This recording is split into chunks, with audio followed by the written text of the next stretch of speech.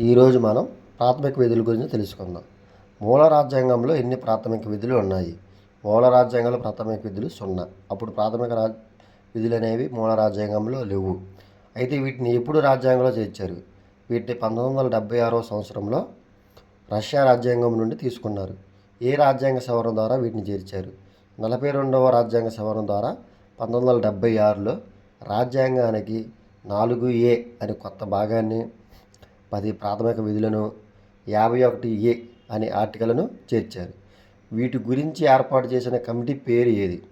వీటి గురించి ఏర్పాటు చేసిన కమిటీ సర్దార్ స్వరణ్ సింగ్ కమిటీ. ఆ కమిటీ చేసిన సిఫార్సులు. ఈ కమిటీ 8 ప్రాథమిక విధులను సూచించింది. అయితే కొన్ని సిఫార్సులను కాంగ్రెస్ పార్టీ ఆమోదించలేదు. అది ఆమోదించిన విధులు ఏంటంటే విధి నిర్వహణ వైఫల్యం, విధి పాటింపు తిరస్కరణపై జరిమానాలు, శిక్షలు వేయాలని ఆ కమిటీ సూచించింది. అయితే కాంగ్రెస్ ప్రభుత్వం దీన్ని ఆమోదించలేదు. పన్నులు చెల్లించడం కూడా పౌరుల ప్రాథమిక విధి అని ఈ కమిటీ సూచించింది.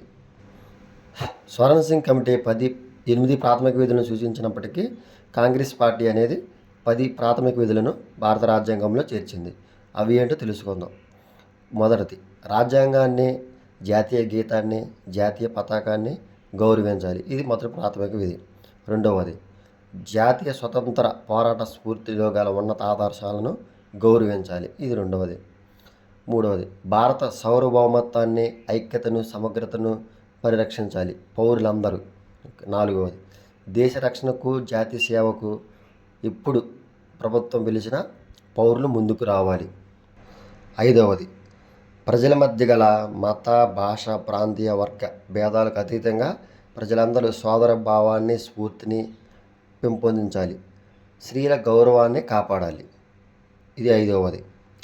ఇప్పుడు ఆరవది, మన మిశ్రమ సంస్కృతిని అందరూ గౌరవించాలి.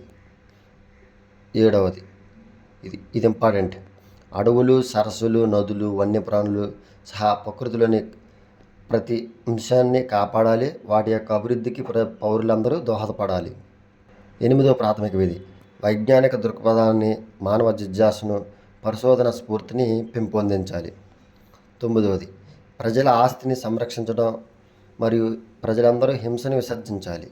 పదవది, తన వ్యక్తిగత సమిష్టి చర్యల ద్వారా ప్రతి రంగంలో అత్యున్నత శిఖరాలు పొందాలి.